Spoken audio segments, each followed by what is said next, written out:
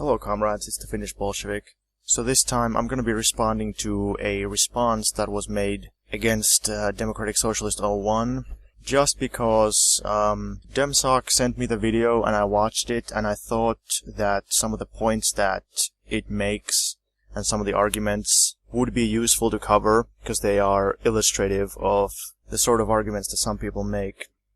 So this person who made this video, they're like some kind of anarchist, I think, which is a bit strange, because they basically make these left communist arguments. I'm fairly certain that they're not an actual left communist, they're like an anarchist, but they still make all these left communist arguments. And before getting into the video itself, I'm gonna briefly speak about the trend known broadly as left communism, because it seems to me that left communism has now basically become this newest trend in opportunism, and it has started to win some ground from anarchism and from Trotskyism. Pimeä, tietämätön luokka antoi voimansa Leninille, ja Lenin puolestaan päämäärän sekä tietoisuuden sille. Back in the day, there were barely any left comms. I mean, there still aren't many, but every now and then you see one. Whereas the amount of Trotskyists that I encounter seems to have gone down. And I've seen lots of opportunists retreat from their previous positions, whether they were anarchist or Trotskyist or what have you, and they've switched to left communism. So I suppose it is appealing to some people. It's basically an anti-Leninist trend, and it's against any historical form of socialism or any kind of socialism that has ever existed. So what exactly is left communism? It is an anti-Marxist revisionist trend that capitulates under the pressure of anti-communist propaganda. Now, it is not the only trend that does this, but that is the most characteristic feature of it. Left communism also likes to present itself as theoretically genuine Marxism, and people who are not very well read theoretically, or don't have a very firm grasp of the core principles of Marxism, they seem to fall for it. In reality, though, it's just revisionism and a vulgar distortion both of Marx's words, but especially Marx's message, and the meaning and the essence of Marxism in particular.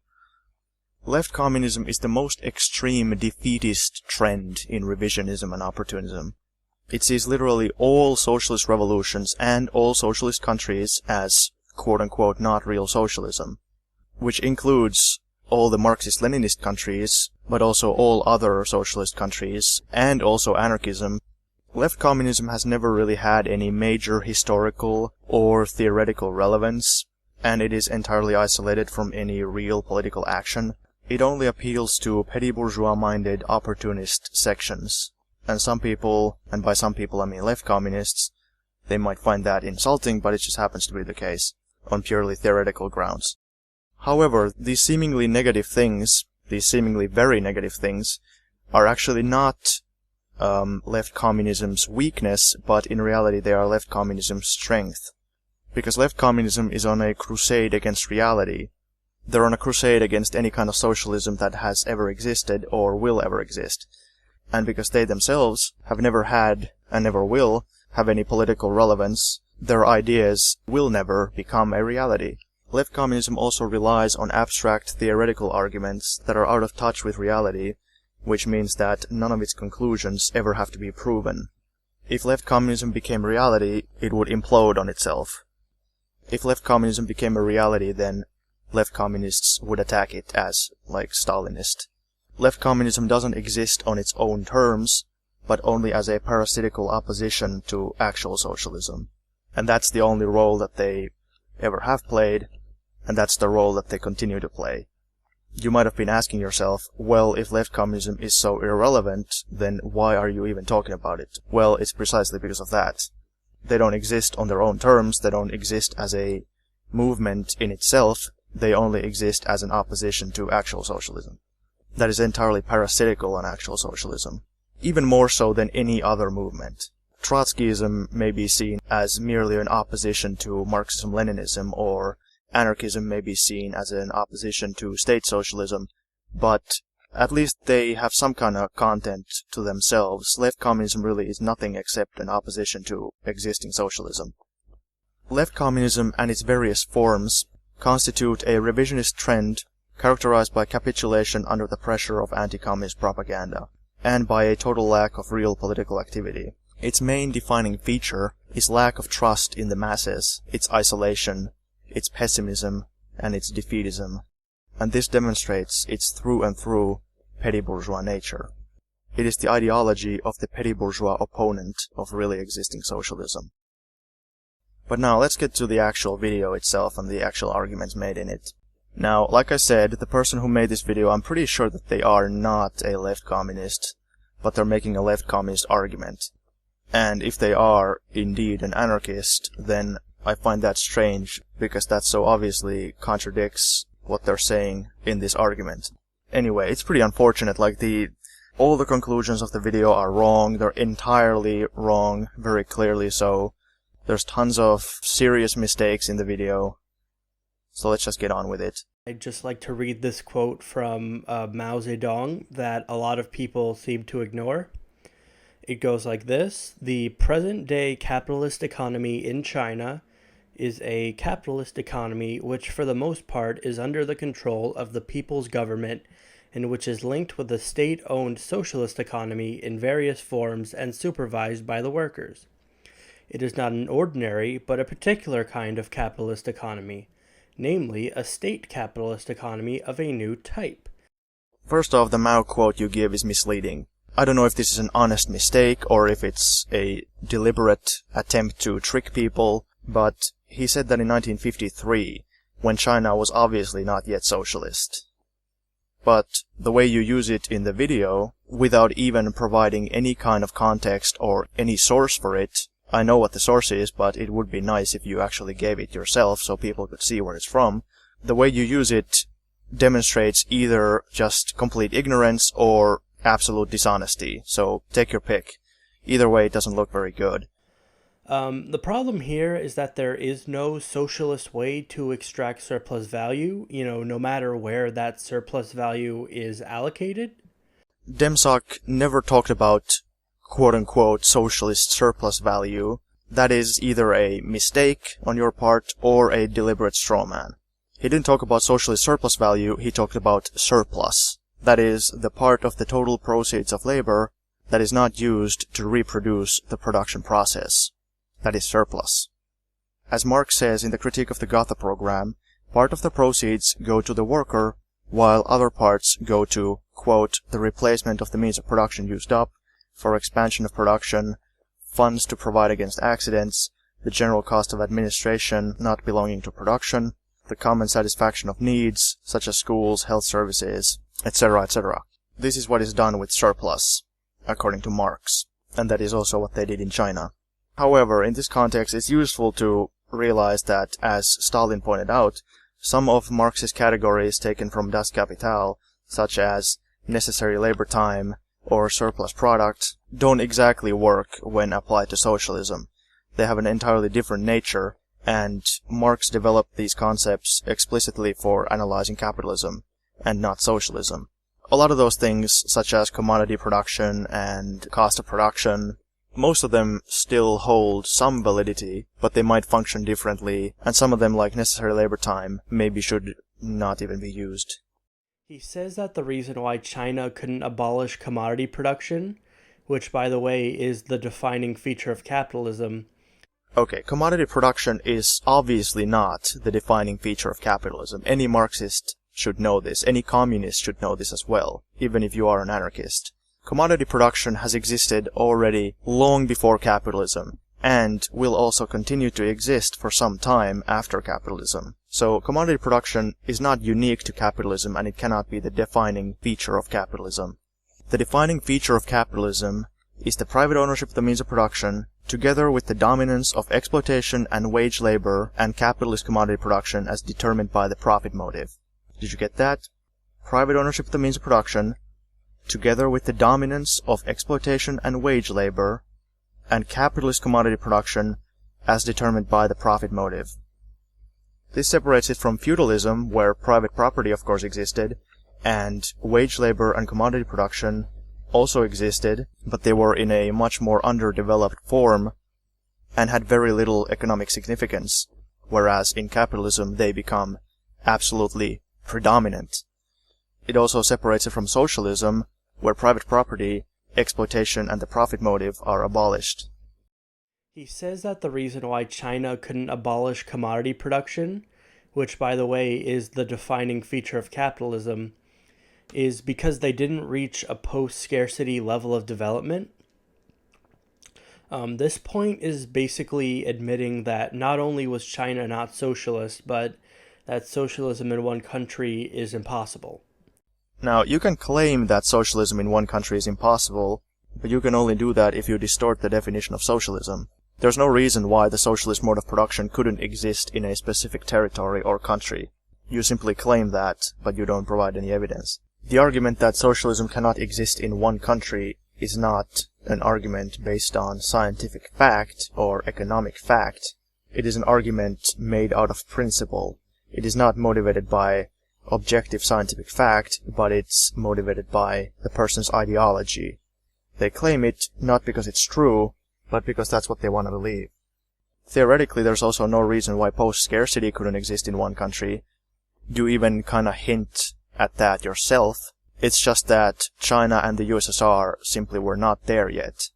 I think this is a mistake that some people make. They see full communism as a set of criteria, and then they see lower communism as a set of criteria, when really things like the withering away of the state, post-scarcity, global communism, those are all things which we associate with the higher form of communism, but they don't have to exist at the same time. Socialism can be global before you reach post-scarcity, or vice versa. They're not always connected in such a rigid form. They don't all happen at the same time. And I think that the people who say commodity production can only be abolished with post-scarcity are mistaken. Commodity production can be abolished, in my opinion, already before post-scarcity.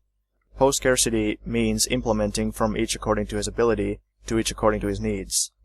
Now, in socialism, people are still given consumer goods, in some cases according to need, but predominantly according to their work.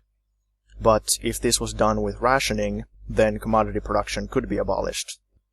You can abolish commodity production in one country, if the country is economically and scientifically and politically developed enough. It's perfectly possible. Only in the sphere of foreign exchange and foreign trade would commodities still exist until global communism. That is, global economic cooperation based on a planned economy. The people who say that commodity production can only be abolished with post-scarcity are mistaken, and you're using their mistake as the basis of your argument. Once their mistake is cleared up, your argument falls flat. Scarcity means that the infrastructure and the social relations exist that would provide the means of life to all people based on their need rather than just by the labor they put in. Your definition of post-scarcity is correct. You're also correct that post-scarcity is already economically possible in Western industrial countries today. I agree. However, it was not possible in countries like China, and it's clearly not possible even in most countries today. He claims that China abolished markets while also claiming that China didn't abolish commodity production. But the problem with this is that those two things are literally synonymous with one another. Markets and commodities are not synonymous.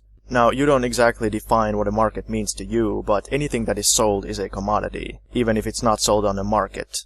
In socialism, the selling of goods was predominantly done according to a planned economy, which is the opposite of a market. The selling of goods, instead of rationing them, which is also what socialism could do, or giving them away for free, was a way of funding production. It is also a lower and easier form of distributing goods compared to rationing. It's much easier to plan and organize. The most essential goods like food, water, housing, and electricity can be rationed comparatively easily, but a system where literally everything is rationed, that is, allocated moneylessly based on a plan, is pretty difficult to set up. It only really becomes practical when we approach post-scarcity, and should be seen and should be used as a transition step to post-scarcity, where things are allocated according to need, instead of according to payment, and without the need for any kind of strict rationing. And by doing this, he's trying to imply that, people who don't think that there's a way to have socialist wage labor. Once again, talking about socialist wage labor is nothing but a straw man. Demsock never talked about wage labor, and nobody is arguing in favor of keeping wage labor in socialism. You people, you always claim that China and the USSR had wage labor, that labor was a commodity sold on a market and exploited by capitalists, but you give no evidence for it. I don't even know where this comes from. People just keep mindlessly repeating it no matter how many times it's debunked. It's almost like you didn't even listen to what Demsock was saying. You just put words in his mouth. That those people think that the gains made by the working class in China were bad. I return to my point about capitulating to anti-communist propaganda, because the only commonality that I see with these people who use these arguments is that they are anti-Soviet, and that they make anti-communist arguments. There's no other commonality. Like, even this person, they claim to be some kind of anarchist, they hang out with anarchists, but according to left communism, anarchism is not real socialism either. So, these things are not compatible. Left communism and anarchism are not compatible. But why do they still tolerate each other? Well, because they both equally attack Marxism-leninism. All the people who went from being anarchists to being left comms, and all the people who went from being Trotskyists to being left comms, they still act exactly the same as they did before. They're still making the same exact anti-communist arguments. It's just that when anarchism gets debunked, they retreat to left communism. When Trotskyism gets debunked, they retreat to left communism. That's like the last fortress and the last hideout, the final bunker of opportunism. The perfect defense mechanism, like just cut yourself off from all of reality. Create an ideology that has never existed in reality and never will, and then you can make all your ruthless critiques about the guys who actually dare try to make some stuff happen. Like, I just don't believe this argument that, oh, we don't really dislike the USSR, we just, I don't buy that, because these arguments, they're made by people who don't agree with each other on anything, except that they just don't like actually existing socialism. Socialism isn't just some regime change that makes some nice little reforms to help the working class. It's the complete negation of capitalism in all its forms. Socialism is not the complete negation of capitalism. Only full communism is the complete negation of capitalism. As Marx says, quote, "What we have to deal with here is a communist society not as it has developed on its own foundations, but on the contrary, just as it emerges from capitalist society, which is thus, in every respect, economically, morally, and intellectually, still stamped with the birthmarks of the old society from whose womb it emerges." Unquote. You claim that China didn't abolish markets. This is based on your lack of understanding of what commodities are and how they relate to the market. China had a planned economy. That means it's not a market economy. You also fail to prove how China supposedly still had wage labor. You just claim it, but you don't prove it. I assume that this is because you don't understand what wage labor is, which seems to be a common thing with certain people. Wage labor, in the Marxist sense, is not simply that you work and then you receive a livelihood in return. No. It means that labor power is bought and sold as a market commodity, and labor is exploited for surplus value. Now, obviously, this didn't take place in socialism. And, probably worst of all, they failed to repress the national bourgeoisie. You keep bringing up the national bourgeoisie, but the national bourgeoisie played a small role in the economy. They were entirely subservient to the dominant mode of production in the country, which was socialism. If a capitalist country has one co-op, it doesn't immediately become socialist. So then why, if a country has all the big industry and land nationalized, practically all farming is collectivized, and the country has a system of planned economy, but they still have some small segments of private small production left, how is it logical to call that capitalism? A country where big industry is nationalized, where land is nationalized, practically all farming is socialist, and they have planned economy. Socialism by definition is a system still stamped with the birthmarks of capitalism. It is a transition between capitalism and higher communism. Your notion that socialism is supposedly the total negation of capitalism is both anti-Marxist and undialectical. A single instance of negation is never total, by definition. The new system is always a combination of parts of the old and parts of the new. You can't just make the old vanish. Parts of it will go away all the time with new negations, but you can't just make all of it go away immediately. This is especially important in understanding how modes of production work. An economy can't switch from pure capitalism to pure communism in one day. It is gradual. This economic transition is called socialism, the lower stage of communism, a stage between capitalism and higher communism. In fact, many modes of production almost always coexist in a given country.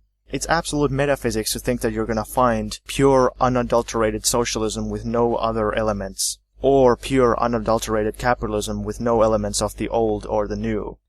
People usually talk about it like that, but that's just for the sake of simplicity. So more often than not, there's many modes of production. We're interested in the one that is predominant, the predominant mode of production. Quantitative changes lead to a bigger qualitative leap. That's dialectics.